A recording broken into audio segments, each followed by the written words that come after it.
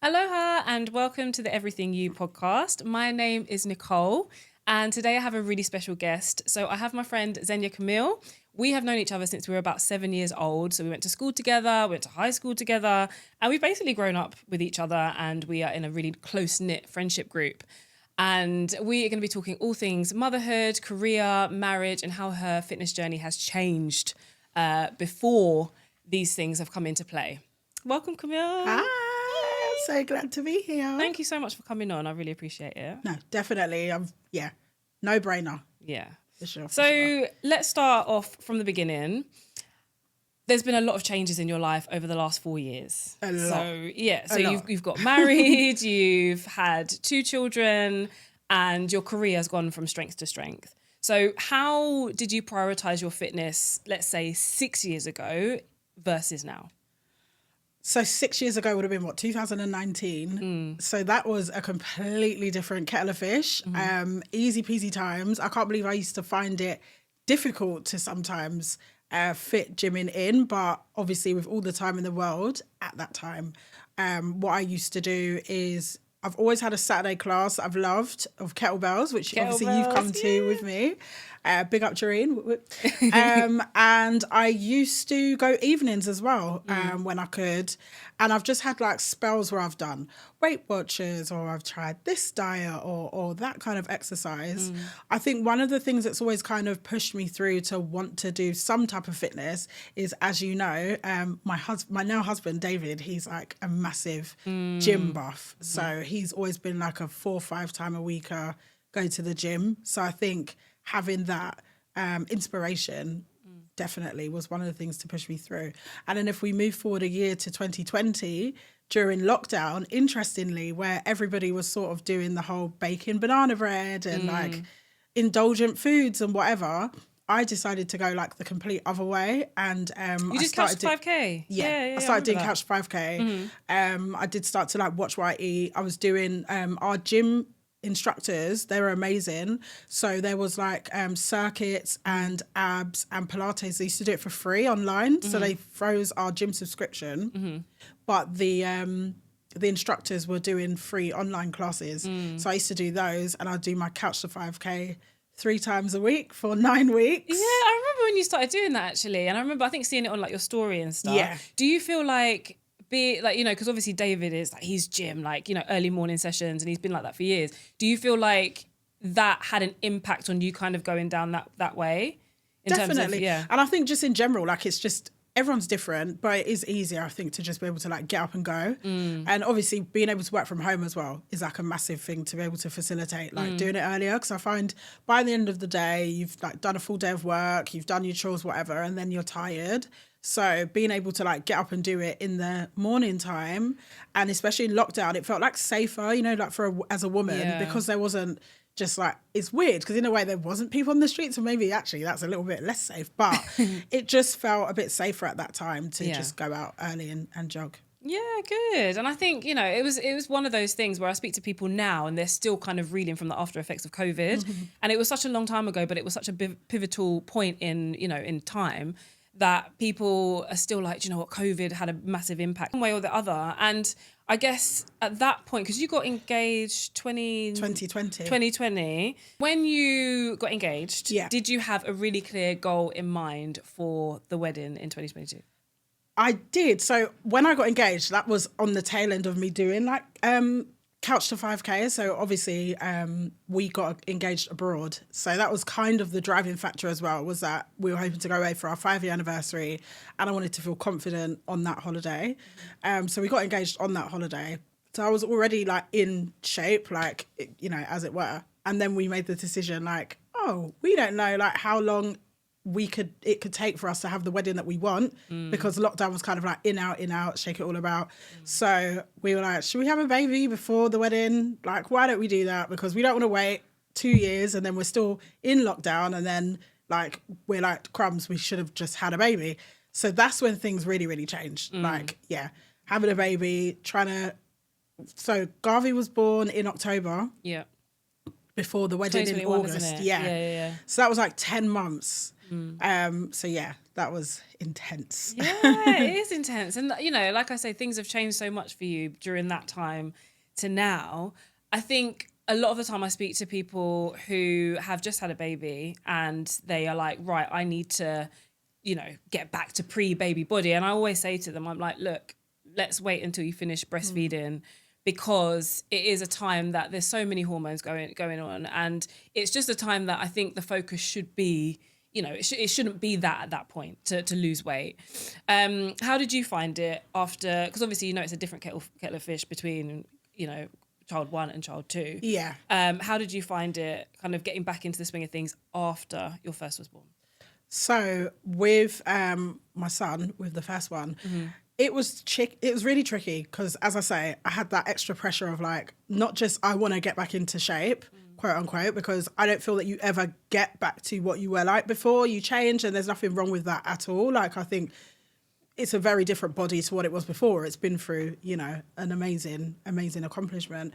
But to try and like get into a standard to fit into the dresses, the style of dresses that I want, that was really challenging. And looking back, I think I'm not really a person that has regrets, but I do kind of feel a bit sad that I put that amount of pressure on myself in this short space of time. So, for example, I remember like having the baby and people bringing around like loads of foods and stuff to like feed me up and feeling like, oh my God, I don't want to eat too much because like I'm already like this size. It's a shock to the system when the baby goes, your belly kind of just, ugh. And then, I was thinking I don't want to eat more and like gain more. So then eventually it started to like have an impact on how much breast milk I was able to produce. And I stopped breastfeeding quite early with my first. It wasn't just to do with like weight. It was also because he had issues to do with like reflux and milk intolerance and so forth. So it was just easier to get him onto a lactose-free formula. But definitely looking back, I think those were quite some tough times, like where I was in my head like, I need to eat, so I'm getting like enough milk to make milk, but at the same time, like every time I'm eating, this is making me more fat, and your hormones are just all over the place postpartum anyway. So that was intense. Yeah, I think that, you know, it is tricky, and the reason why I always say that to ladies when they've just given birth, it's, you know, I've tried it in the past with clients where we've tried to work on, you know, trying to bring the weight down, and it just has never worked. And usually it's the hormone production. It's like, okay, let's leave that for now. Then once you stop breastfeeding, then we can start to look at, okay, you know, making these little changes that will start to bring the weight down. Yeah. So let's fast forward to just after the wedding. So honeymoon comes, and then there's that kind of period where, you know, I don't want to say not anticlimax, but, you know, there's a climax. Yeah. And then things start to kind of peter off. And I went back to work as well. Because I was on maternity leave planning my wedding as well. So I had more time to do like fitness around like, Mum, could you watch baby? But it was like planning a wedding, all this type of stuff. And then it was like, the climax, everything built up to this wedding. And it's like, oh my days, you're back at work, like trying to juggle being a working mom, and all of that was, a lot. How did you find that period? And what were the things that you put in place during that time? It was very challenging. At first, it took 6 months to find my rhythm. I remember my old manager saying to me, like, give yourself 6 months grace just to find your way back into work, find your rhythm, etc. And I think it was like after that, once I'd done the 6 months, when eventually I started to like reach out to you and just to like understand how can I. It's not even that I was necessarily just to do with weight, but it was just in terms of like muscle composition and just feeling stronger and wanting to just have like something for me as well, like outside of being like a wife and a mum and like work. I wanted to like prioritize fitness at that time. And also as well, I was going through like a lot, 2023, I think we're now in, thinking about, there was a lot of different things that like went down that year. So like from a mental health perspective as well, training like gave me like that escapism to just focus into something and feel good and really have like a goal and a target and a reason to. So, yeah. Yeah, I think it is that. It's when people speak to me initially, obviously it's like, I want to lose weight, I want to lose 10 kilos, 20 kilos, 30. And yes, that's great, but it also becomes about other things as well. So it's about confidence, it's about taking some control back, you know, whether you've just had your second child, first child, or you're in perimenopause. It's about taking control back and knowing that you can have an impact on your body and you don't have to just sit in whatever has happened and, you know, wherever your body's decided to go, which I think is great. So 2023 comes around. So you're back at work again after maternity. You've got your little one. And we start working together. Is it 2024? No, it was middle of 2023. Mid-2023. Yeah. It was like about April, May time, I want to say. Yeah. And how did you find the first part of that experience of starting to work together? Do you know what? It just felt so effortless. Obviously, we've got the benefit of that we know each other. So that rapport was definitely there. But I tried in the past, like, as I mentioned, like Weight Watchers, gymming, classes, like face-to-face PTs, little side hustle, like PTs that were doing it that shouldn't have been doing it in the gym, and all these like rogue options of fitness.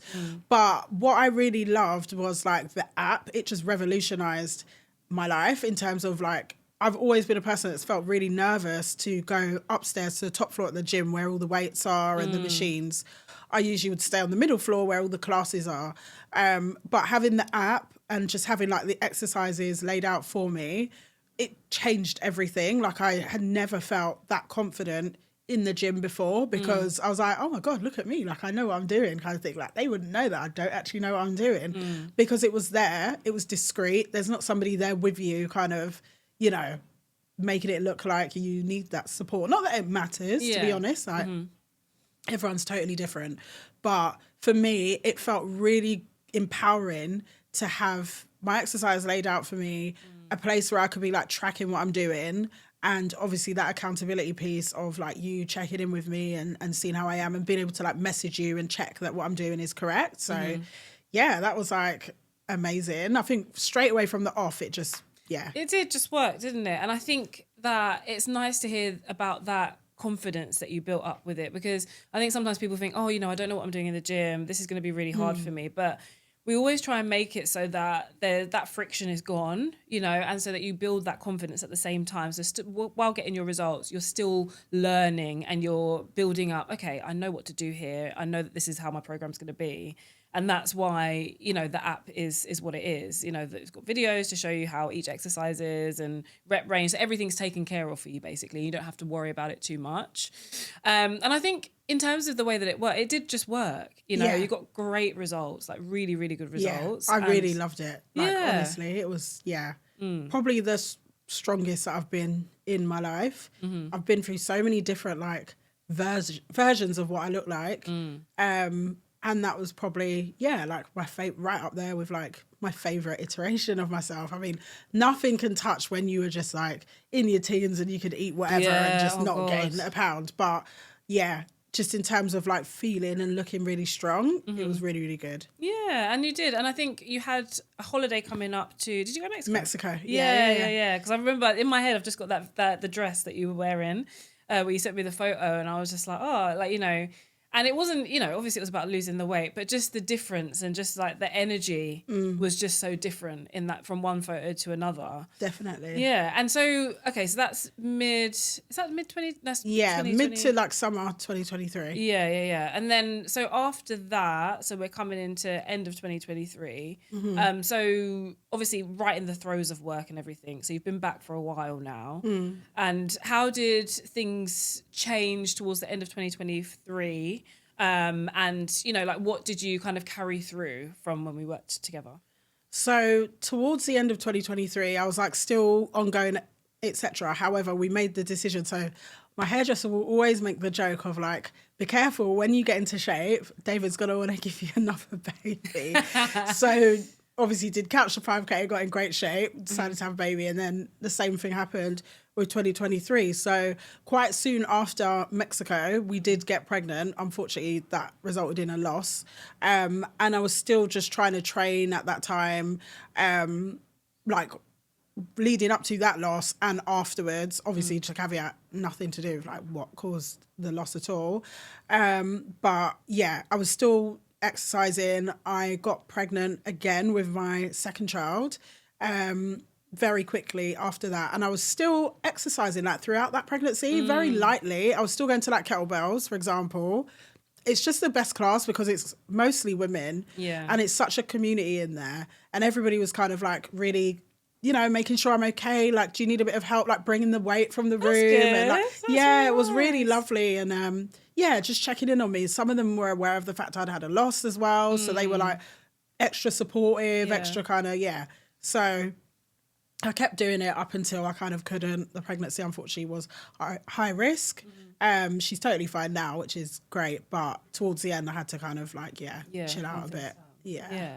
Okay. So then let's jump forward to after the birth of your second. Yep. I keep saying first and second because I don't know if you want the names on there. So after the birth of your daughter, how did things change then in terms of, fitness and wellness? So I'll make note, like, it's no kind of, I can't think of, my words have escaped me.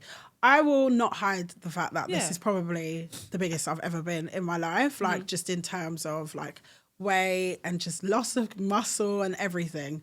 And that is because, two things actually. Firstly, towards the end of my pregnancy, as I said, it was high risk.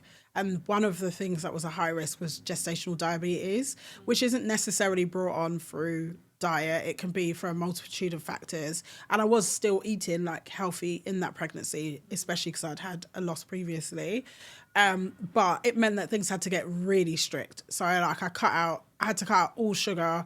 It was the most intense, quote unquote, diet that I've ever done in my life because I had to prick my finger 3 times a day and send in like my blood sugar results and it would go through to the hospital. And if it kept consistently going up, then, they could make the decision to make the baby come early or, like intervene in some way. So it's not even like a tracking because you're doing Weight Watchers or tracking because you've got a PT. It's literally like life or death almost. I suppose like I probably dropped a bit of weight during that time because I'd cut out like anything sugary. So not just sugar, but like rice, I could only have like a teaspoon or like not a teaspoon, like a dessert spoon or whatever.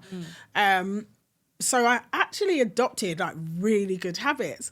But then when I was in hospital preparing to have the baby, I was on an antenatal ward because I kept being in and out. And there was this dad that was visiting his missus there. And he went and brought her this massive bar of chocolate from M&S and very kindly was like, oh, and here you are, love, and gave it to me. And I remember I put it in my bag. I was like, I can't have that. I didn't tell him, but yeah. And then sometime after the baby came, which is when the GD completely leaves your body, I found it and I was like, oh, I can have a bit of chocolate now. And I feel like from then it's like reignited this next level sweet tooth in me. So that's one side of it. But the other side is just, I think because I put so much pressure on myself the first time round and I didn't really enjoy how I was feeling and it was all about like getting into shape for the wedding. And I think that took away some time from me just enjoying like being a new mum. This time I've just been like, do you know what? I'm just going to enjoy myself. I'm just going to kind of eat what I want. I'm kind of going to just chill when I want. Every single Wednesday, I have this thing called like Jack Shit Wednesday. Where, I love that. I try not to do anything at all. Me and Chunky Mrs., that's the youngest, we just chill. I mean, it's harder now because she's on the move. But when she was like just used to lie there, we'd just like chill and like indulge and watch TV and whatever.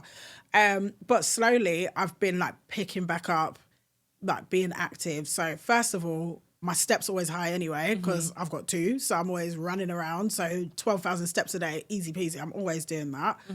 But my kettlebells, I think I've just kept that up, and not just because of the fitness, but also, as I say, the community. There's just something about going there, seeing those women, being in that class that I really, really enjoy. It's my time to myself as well, that I love. So yeah, I think it's there's a time to push and there's a time to pull. That's what I've really learned over the last couple of years. And sometimes your body just tells you, look, now's the time for you to just like have a Jack Shit Wednesday. Do you know what I mean? And just chill and not do too much. And I think it's really important that we do listen to that. Like you said, you're still going to kettlebells, you still get your steps, you don't eat like, crazy all the time. And I think it's important for us to do that. And like you said, you go to your kettlebells and you have that community of people, which makes sense. That's like me going to my salsa class. I go and like, you know, I've only seen these people probably a maximum of 10 times, but they're like, Nicole, where have you been? You know, like if I don't go for a couple of weeks, it's so nice. And it just kind of it takes you away from everything else that you're doing. And it's nice to be around a group of people that, you know, are happy to see you and you're doing something for your body. Okay, so in terms of where you're at now then, because obviously you're coming back to the team, which is great. Yeah, it'll be great. And I think it'll be different this time in terms of where you're at. You're in a completely different place in life now. Yeah. What are you looking to implement this time when you come back to NX coaching? I'm really looking forward to like having the structure of having the coaching. So I've already like know in my head, okay, so on like a Monday lunchtime, for example, that will be like one session. A Saturday, I'll probably still do kettlebells and do some time there. In terms of like where I want to get to and what I'm sort of trying to achieve, I guess it's like trying to get back into the clothes that I was wearing pre-baby would be great because I ain't got no money to keep buying clothes. I was out yesterday and... You got so many clothes as well. I know, I really do. But did you see my stories yesterday when I was talking about barrel cut jeans? Because I was saying that I feel personally victimised by barrel cut jeans. What are they? I keep hearing about these barrel jeans. Who decided to make... They literally look like if you was to draw a woman and you wanted to draw her curvy as a child though. So like it starts off slim at the top and then the jeans just go like that. Oh yeah, and then I they don't go think I'll be in. able to wear that one. Like back in the day, they used to have like zoot shoot trousers. My mum always tells me about them and they were just wide like in the middle. Like, yeah, what you'd see like scatter lights and stuff like wear and whatever, and they're checkered. They have them like that, but they're jeans. They're insane. And yeah, I no. So I want to just get back into my old clothes, feel comfortable in like my work clothes as well. Yeah. So that's like a big part of like, where I'm trying to get to. Yeah, and I think it would be nice because I think we can like take it up really slowly. So like you said, you obviously train, you do kettlebells, so we won't take away from that. And then we can think, okay, what days of the week can you train? Like, is it one or is it twice? Food-wise as well, just taking it really slowly. Yeah. Food is a massive, I think. So you got me that great book, the So Good book. Yeah, Emily So English. Yeah. Book. So I've been doing like some recipes from that. What's different, I think, this time and what's going to be interesting is I have now like 4 of us to kind of feed. So before, when I was doing it with you, Garvey was still, like, that's my first, was still quite young, and he was a very picky eater. He barely used to eat, like, hardly anything. So I was kind of making stuff for myself and or David if and when he wanted to, like, share what I was having. Whereas now, Garvey's, like, nearly 4. He eats really, really well. He's a big eater. And I'm trying to, with Chunky Misses, keep her eating out of the family pot. So it will be interesting to see, like, how can I make like the meals that I'd have for myself but for like a family, and how can I get their eating habits really, really good as well. Yeah, I think that would be really great. And I think it's also just knowing what everyone's palate is like now. Like what kind of stuff does Garvey like to eat, or is he kind of quite open? He loves meatballs, is his favourite. Is he? Yeah, he's like a meat and rice type of person. He loves pasta, like he likes quite like solid like food sort of thing. Hard to get him in veg. He won't touch anything green. You have to just mix it in with like spinach, just get it in it's there. really hard. He used to like peas and he's gone off those, like green peas. He doesn't like corn, So it's just trying to find like ways to integrate it. Like sometimes I hide it in the sauce. If I'm doing meatballs, hide it in the sauce or whatever. So there's like a lot of new different flavours and stuff I need to explore with the kids. Yeah, definitely. And also I think this time will be different because we'll work through the reverse diet as well. So we'll figure out, okay, where do you want to be? Like, where do you sit nicely in terms of like clothes fitting right and feeling good? And then from there, we'll reverse out of the diet, which we didn't do really before as much, I don't think. No, because I was kind of in a decent-ish place when I did it before. Yeah, you were. It wasn't like I was coming from... Yeah. Because I had obviously lost some weight for the wedding, but it was just I wanted to get into more of a solid routine. Yeah. Whereas this time it's like literally starting from and then we'll once you get to your goal weight, then we'll take calories up slowly, which is what we didn't do before, and it means that you'll be able to keep your weight and know how to function at that point. Yeah. So and then David might be like, yeah, let's have another baby. God, I don't think he will this time. So funny. So. Yeah, we've spoken obviously through fitness and in that respect, and we touched on wellness just before we started recording. Yeah. Talking about therapy. So you've had therapy for years, and I've had bouts of therapy.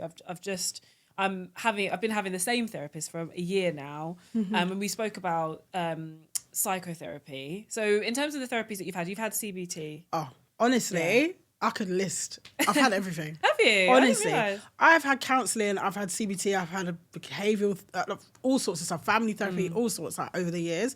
I have to big up my mum because my mum is like old school in terms of like I've got an older mum, so she had me at 41, so she's completely different 41? generation. Yeah. Okay. Yeah, that's inspiring. Boomer generation, and obviously being like Jamaican born as well and Jamaican like cultured. It's quite uncommon to have like a parent from that background, that age group, that will see that you're unhappy from like a child and be like, look, I want to get you support.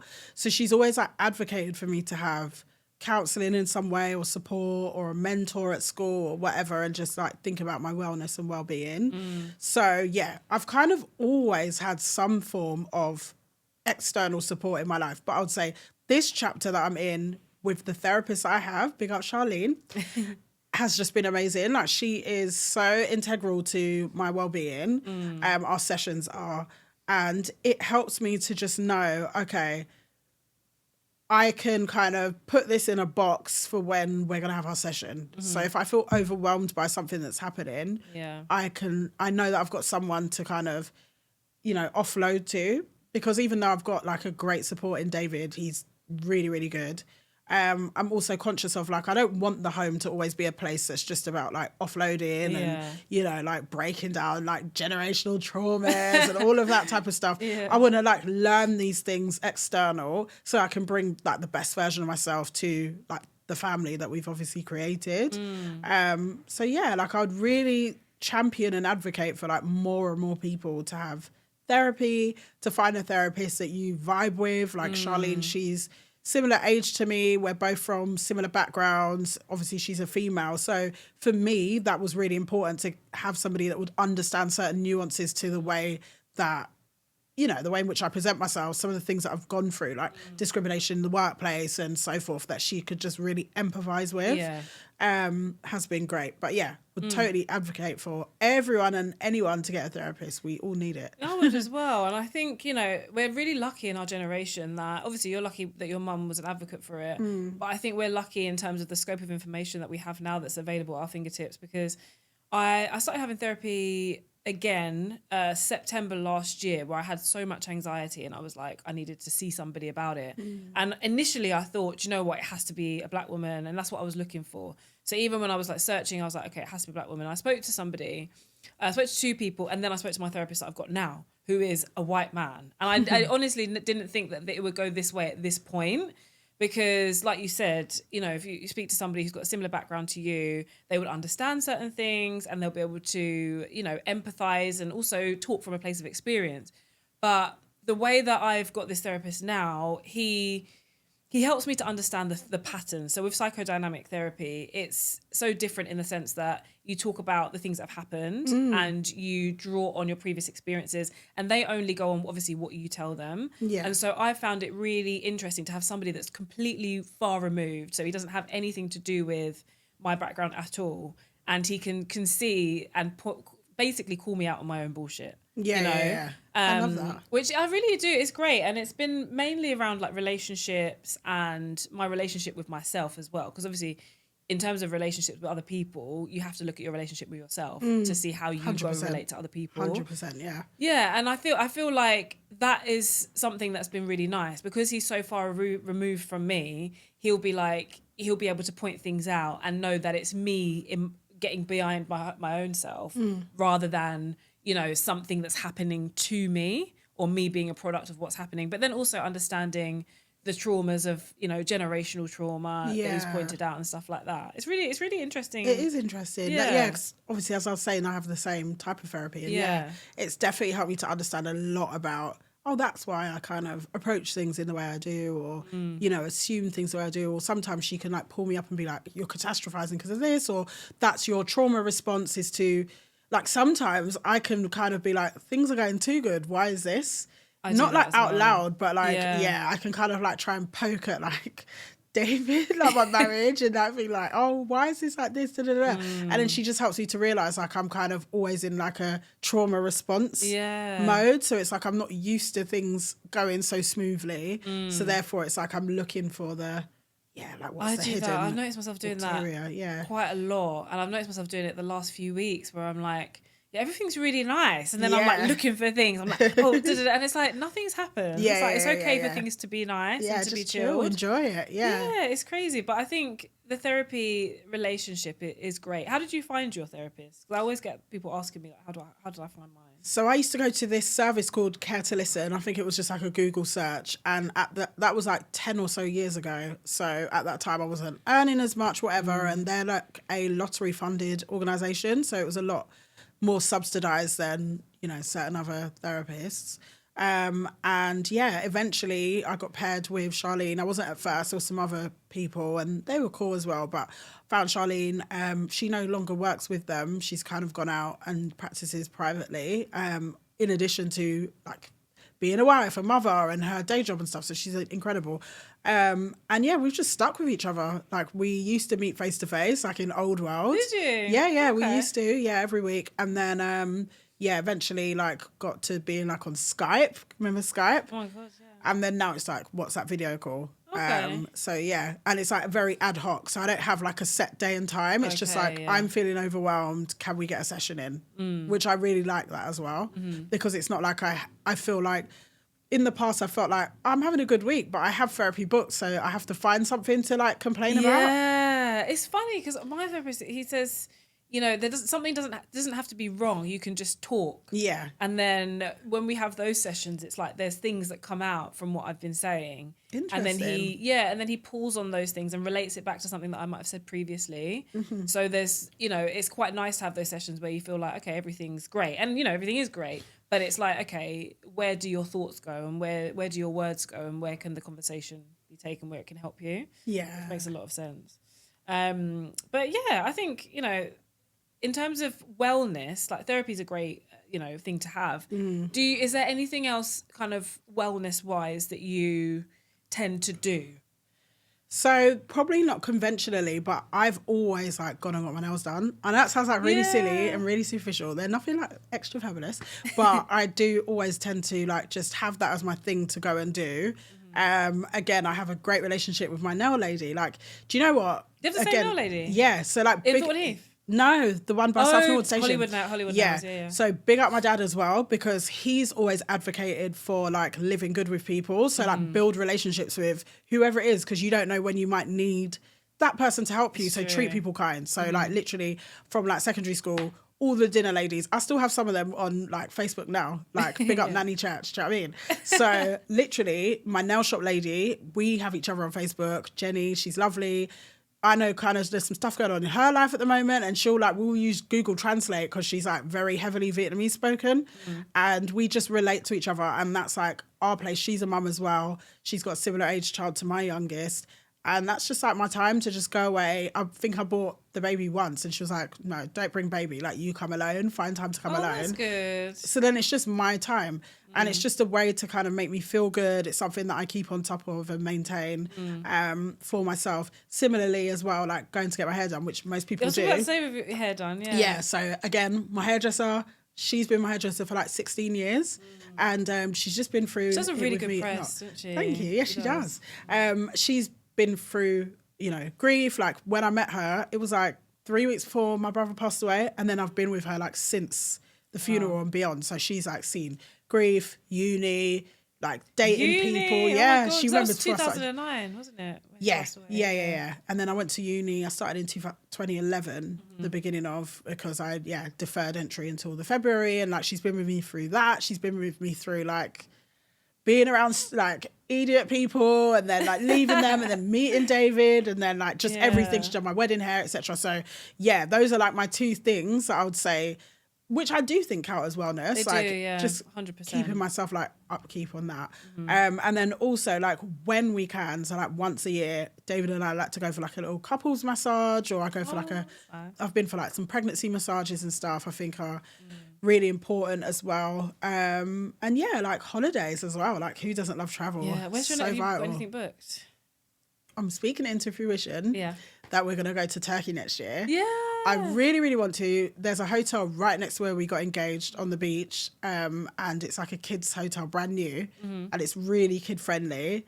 And Garvey keeps like saying, Mummy, when are we gonna go on holiday? Oh my God, does he? He does. It breaks my heart. So like, how many times have you taken him away? Is just it the once. Is it just once? Yeah, it's the fact that I'm like, David, I feel so sorry for him. He needs to go on holiday. David's like, he's been to a whole Cancun. Like, he's fine. He went to Cancun before he's even 2. Like, he's fine. Yeah. But yeah, I really like find going away as well. Like, it's the best. Otherwise, it's just like work. Yeah, you know? there has to be a bit of break, and I think that's what I try and say to my clients, especially when we're working towards a weight loss milestone or something, and you know the treat might be usually food or going for a meal. It's like, well, just treat yourself to something that's a bit different, like a massage or facial, or something that's for you, that's just you can go and do. Yeah, that's not, no one else has to be involved in it. So I think nails, like I get my nails done at the minute as well, and I love that. And massage. Those are I love getting a massage because it's just time. Like you're just in your own zone. The room's dark. Your eyes are closed. You don't have to say anything. And it's just your hour, isn't it? Definitely. It makes a massive, massive difference. Love it. I always fall asleep during them and then... So do I. And I lose like half an hour and I'm like, oh God. I'm so upset. Like, I'll be like, did you do this? And they're like, yeah, you missed it. When I had my pregnancy ones, when you're pregnant, you snore a lot. Do you? Yeah, oh, you God, do because you're already. breathing. Yeah. So I remember once I was having a pregnancy massage and I snored and... What happened? I snored and I jumped and then the woman screamed and then I screamed. Oh, yeah, God. that was poor lady. I traumatized her. I know. But yeah, I think you've had a really good journey from where you started to now. Like so many things, like I said at the beginning, have changed in your life. So obviously Monday you're going back to work. Yeah. And obviously we're going to start working together. I think the following Monday. I wanted to give myself a week's grace to just like find my feet a little bit. Yeah. With what's your preparation for that for going back Monday? Because this will be your second maternity that you're going. Yeah, you're coming back from. I definitely have prepared for it better than last time. Last time I didn't know what to expect, and there was like a lot of stuff going on, and like other weddings, my wedding, la la la la la. This time, I've like made sure to use my keeping in touch days with work. That's good. To try and keep my ear to the ground. It's been hard because you want the balance between, I don't want to always be logging onto my computer. Like this is my time. But I think you do yourself a favor by kind of keeping your ear to the ground a little bit, keeping in touch with like my manager and like even on WhatsApp, like the baby was sick recently. Obviously nothing to do with work, but I just let my manager know just so she's aware and kind of we're building that rapport still. So that's been one of the things. Yeah, I think it's just, I'm kind of going to have to just suck eggs and see, like about the whole routine of it. I've already said to David, we're going to have probably like a bi-weekly check-in on a Sunday, just to look at calendars and be like, what day are you in? What day am I in? You know, what appointments have the kids got? Obviously now we're looking at schools for Garvey. So it's like, how does that all fit in? And yeah, dropping the kids to like nursery and mums respectively and stuff. So there's a lot, but I kind of thrive when there's lots to figure out more than when it's like a bit too smooth sailing. I think I work better under pressure. So yeah, I think you do work really well with having like a to-do list and things that need to be done. Yeah. Well, I think, it's hard. I've heard so many stories about people going back from maternity leave, and I don't know whether they've kept in touch on those keep in touch days or not, but it's a fear, isn't it? Where you're going to go back and maybe your job has been kind of rewritten or it's not there and things like that. What would you say to somebody? Obviously you said about the keeping in touch, but have you got any advice to somebody who's maybe going back into work after like a long maternity leave and somebody that maybe has a bit of anxiety around getting back into it? I think the main thing is, as I said, what my previous manager said, give yourself that grace and just know like 6 months, it's going to take about 6 months for you to feel back into the flow of things. Think about how long it's taken for you to feel in the flow of even being a mum, especially if it's the first time. Like we as humans, we're not easily susceptible to change. Like it takes us a while to get used to a change and then to make it routine. So just like with anything, just like if you're going to start fitness or just if you're going to start, something new, a new hobby or whatever, I'd say with work, like the same thing. Even though it's a job you've been doing for however many years, it's going to feel like brand new. And actually, in a way, not to frighten anyone, but it almost feels worse than when you start new because you're not new. So you on yourself can put that expectation of like, but I should know what I'm doing. You have to take that away and almost pretend as though you're brand new to the job. and look at it, the benefit of it is like I'm brand new, but I'm not, because I do know people. I have built relations already. And I think be really open. Like if you're pregnant now and you're going off on maternity leave, speak to your manager before you go off on leave. Be really clear about like what you want and expect and hope for when you come back. I definitely did that with like my manager and just made it really clear, like, you know, that I think the first week I'm back, I might just want out of office on for a little while just to go through emails, and I'm not quite ready to do like this and XYZ, and could we think about moving me over to looking after this for a little while and so forth. So just being in control as much as you can, but also giving yourself that grace for sure. Yeah, I think so. I think those are really good tips. Just not putting too much pressure on yourself and just knowing that it is a different time. I think sometimes people, especially when it comes to, you know, their bodies and things, they kind of think, oh, I've got to get back to where I was then. It's like, well, your body has changed and you've grown and you've produced children and things, you've achieved things, you know, so it's not going to be the same as before. So I think that's really good advice in terms of, okay, just give yourself a bit of grace, like feel everything out. It's going to feel different. You're not new, but you are kind of new to this situation. So it's going to take some time. It does take some time. Yeah. And if you can as well, like buddy up with somebody at work that maybe has got children or has been through it as well, that you can just like have a little cry with sometimes, because it's weird. You do like need sometimes a little cry, and it's not because of sadness, it's just overwhelming. So it's like having somebody that you can chat to. Like I've already spoken to some of the mums that when I was coming back, so I had my first and then they went off and had their first. So when they came back, I was there to support them. So they're kind of like ready and raring to help me for when I come back this time. And we're probably going to go for lunch and definitely it's helpful. Sounds really good. I hope it, you know, I'm sure it's going to go well. Like you've been there. How long have you been there? Been nearly 6 years. 6 years. Yeah, best job ever. Yeah, good. And it's nice. It's nice to see and hear how people have, you know, found their kind of rhythm with work as well. In terms of what you did before, did you kind of, I think, you know, I kind of know the answer to this, but in terms of where you at career-wise, did you kind of know that you were going to go down this route, or did you kind of set your sights on something else, like initially, like so coming out of uni and things like that? Yeah, I think I'd always wanted to work in something to do with like promotions and what have you. I work in marketing, obviously. For a while I was doing like PR. So I actually went to uni because I was doing like PR and personal assistance for like some people who won't be named. But yeah, I knew like I wanted to do that. But I think I thought I more wanted to be like in something that was like media or like celebrity or so forth, but found my way into just sort of working in education at the time, and then eventually went into like corporate. And when I got the opportunity to work where I do, I felt so lucky. Like it was a brand that I've always admired, always like bought from. So yeah, it just felt like the perfect fit, and I'm so happy there. So it's kind of been a bit of a journey. Like some people have like started and gone like that. Mine's definitely been like that. Even like to get to uni as well. Like there's been external factors, like my brother passed away, so forth, that like ricocheted me into thinking about my life and like thinking about like where I want to be and so forth. It's not just been for me like school, college, uni for sure. It was like school, college, drop out work, college, drop out work, college, and then eventually onto uni, and then so have you got any advice for someone who, you know, is maybe not quite where they want to be, or they're not quite, you know, feeling that they fit in their work placement, and they're still kind of looking for the right thing? Like how did you kind of reach where you are now? I think you've got to be true to like what you're going to enjoy. So like I was probably in my younger days thinking about like what would sound good or what would be like good. Like I know that sounds silly, but like fundamentally like what kind of career is like a solid kind of career. Or what am I good at from like a like an educational point of view. So I was doing creative writing at uni at first because I've always been good at writing, and I wanted to do script writing at that time, and I was doing like some bits with EastEnders here and there and so forth.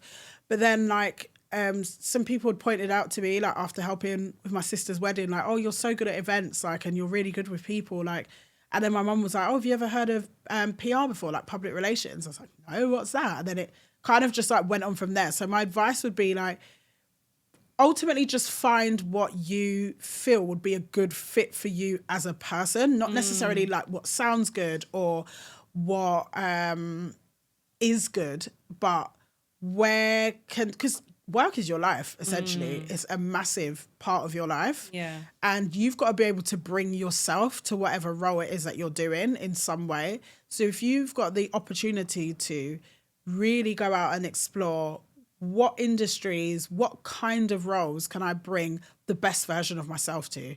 Not necessarily even just what am I smart at? Because there are some people that are really smart academically at like maths, so they've gone into accountancy, say, but their personality would maybe be better suited to something else. So sometimes it's not even just like, what are you good at from like but it's where could you be the best version of yourself? Yeah, I think that's really important. And I think we can get trapped into what should I be doing or what, what's it going to look like to other people in terms of what I'm doing. Especially in this day and age with social media. Yeah, and I think it is staying true to what you enjoy. It's not just about melting fat, it's about building confidence. Confidence to apply for the right job, confidence to start dating again, confidence that has people noticing and you feel it too. No more miserable diets, no more feeling stuck, just you taking control of your health and your fitness and seeing and feeling results. DM me, coach me to get started. Thank you so much for having me, Nicole. No worries. Very quickly, I want to promote my amazing mom has written her second book, which is her memoir, and it's finally finished. It's coming out soon, and it will be called They Call Me Guess. And her name is Beulah Smith Coombs. It's going to be available on Amazon. So I'm really excited for that. It's been 50 years in the making, 50 plus years, like 55 years. It's based off her original diary entries from like the 1960s. So that's coming soon. An amazing story of like a Jamaican childhood, growing up in the UK, coming here, being a Black British Panther and just really overcoming a lot of obstacles, as well as just like general family life as well. Like she really wants to make it clear it's not like a struggle story. It's like a story of the times. So yeah, just promoting that. It's called They Call Me Guess. And it's going to be available on Amazon. Amazon, yeah. Perfect. Thank you so much for coming. Thank you. It's Thanks for been having me. such a nice conversation. And I think it will really open things up for everyone to see how your journey can be and the things that you can put in place, when you're going through all of these different changes in life. Thank you. Thank you so much for watching. My name is Nicole Smart and this is the Everything You podcast. If you liked what you heard today, then please subscribe, like and share.